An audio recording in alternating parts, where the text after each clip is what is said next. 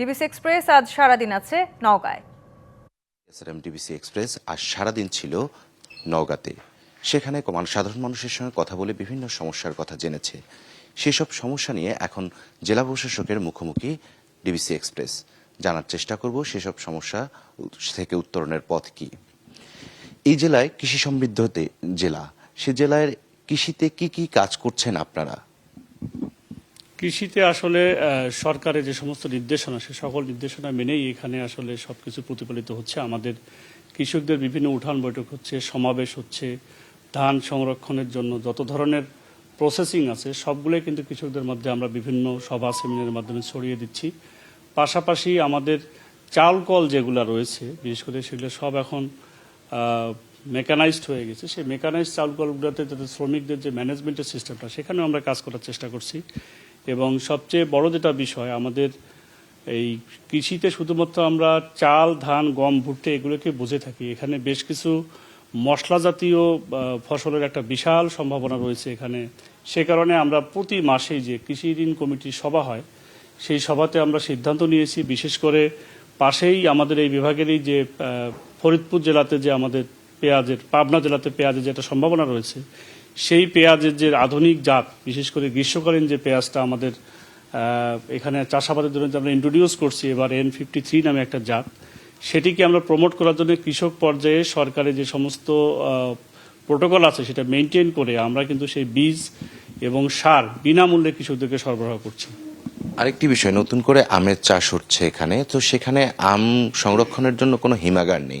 সে বিষয়ে সরকারি বা বেসরকারি পর্যায়ে কোনো উদ্যোগ নেওয়া হয়েছে কিনা? সরকারি পর্যায়ে আমরা এই নওগাঁর যে সাপাহারের আম, এটাকে প্যাট্রোনাইজ করার চেষ্টা করতেছি। পাশাপাশি আমাদের যেটা এখন মেজর কনসার্ন, যেহেতু প্রচুর আমের দিকে মানুষ ঝুঁকে পড়ছে, যেগুলো বিশেষ করে এক ফসলি জমি ছিল, এখানে বরেন্দ্র অঞ্চল হয়, সব জমিতে কিন্তু 3 ফসলি আবাদ হচ্ছে না, আবার বেশিরভাগ জায়গাতে 3 ফসলি হয়। দ্যাটস ওয়াই আমরা ওই জায়গাতে চেষ্টা করছি যাতে এই আমের ফলন বৃদ্ধির সাথে সাথে আমাদের একটা মেজর কনসার্ন হচ্ছে যে অতিরিক্ত পরিমাণ কীটনাশক স্প্রে করার কারণে আমাদের কিন্তু বায়োডাইভার্সিটির প্রবলেম হচ্ছে অনেক।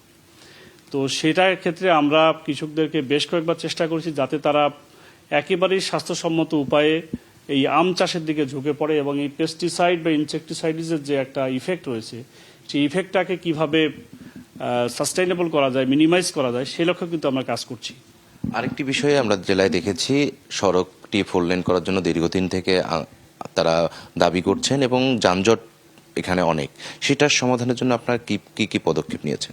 আমাদের 4 লেনের যে রাস্তাটার কথা বলেছেন, সেটি আসলে অলমোস্ট একেবারে লাস্ট স্টেজে আছে। বিশেষ করে বগুড়া থেকে নওগাঁ হয়ে মহাদেবপুর, পত্নীতলা, ধামইরহাট এবং পরবর্তীতে ওটার কানেক্টিং হবে জয়পুরহাটে গিয়ে প্রায় 16.5 কিলোমিটার রাস্তায়। এটি হচ্ছে আমরা যতদূর খোঁজ নিয়েছি, আমাদের মন্ত্রণালয়ে, আমাদের সড়ক বিভাগে ইতিমধ্যে মার্চ মাসের শেষ সপ্তাহে আমরা পত্র প্রেরণ করেছি।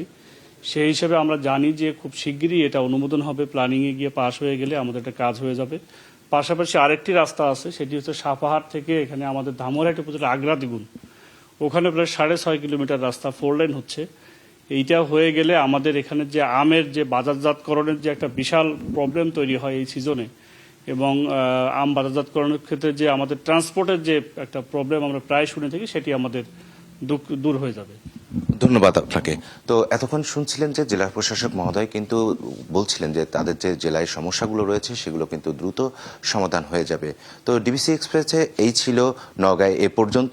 আগামীকাল আমরা সারাদিন থাকবো নাটোরে। ততক্ষণ পর্যন্ত আমাদের সঙ্গেই থাকুন।